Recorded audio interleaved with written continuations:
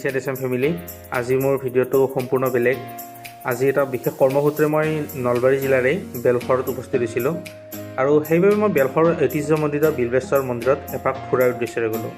মন্দিৰৰ চৌহদত থকা দেৱান পুখুৰীত সাঁতুৰি থকা মাছবোৰ দেখি সেই মাছবোৰক খোৱা বস্তু দিলোঁ।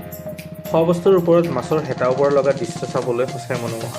সেইকাৰণে মই আপোনালোকক এই ভিডিঅ'টো দেখুৱাবৰ কাৰণে বাধ্য হ'লোঁ। সঁচাকৈ মোৰ মনটো বহুত ভাল লাগিল। এই মাছবোৰৰ জঁপি হেতাৰ পৰা খোৱা বস্তু দিলে।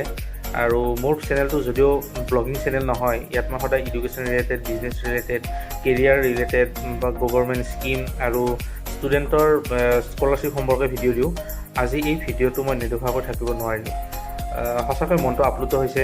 ইয়াত বহুতো ভক্তৰ সমাগম হয় আৰু সকলো ভক্তই ইয়াত এবাৰ পুখুৰীটোত আহি মাছবোৰ খোৱা বস্তু দিয়ে আৰু যাৰ কাৰণে মাছবোৰেও বুজি পায় যে তেওঁলোকৰ কাষত থিয় হৈছে যেতিয়া কিবা খাদ্য বস্তু দিবই আহিছে। আমাৰ কাষতো তেনেকৈ মাছবোৰ আহিছিল। অহাৰ লগে লগে আমি কিছু খোৱা বস্তু দিলোঁ, মুড়ি নিচিনা মুড়ি এনেকুৱা দিলোঁ। ইয়াত দিয়াৰ লগে লগে মাছবোৰ ইমান ধুনীয়াকৈ আহি খাইছিল আৰু ইমান ধুনীয়া জঁপি কৰিছে। আপোনালোকৰ ভিডিঅ'টোত চাই নিশ্চয় গম পাইছে। চাই আপোনালোকৰ যদি ভাল লাগিছে নিশ্চয় মোক কমেণ্টত জনাব। আৰু মই সাধাৰণতে এনেকুৱা ভিডিঅ' নিদিওঁ, কিন্তু আজিৰ মোৰ ভিডিঅ'টো সঁচাকৈ মই বাৰে বাৰে কৈছোঁ, মই সঁচাকৈ বহুত ভাল লাগিছে মাছবোৰ চাই। আপোনালোকক মই দেখুৱাব ইচ্ছা কৰিলোঁ সেইকাৰণে। আৰু যিসকলে মোৰ এই ভিডিঅ'টো ভাল পাইছে নিশ্চয় মোক কমেণ্ট কৰি জনাব কি ভাল লাগিছে, মাছবোৰ চাই ভাল লাগিছে, আপোনালোকৰ যাব ইচ্ছা আহিব ইচ্ছা কৰিছে, নিশ্চয় মোক কমেণ্টত জনাব। ধন্যবাদ।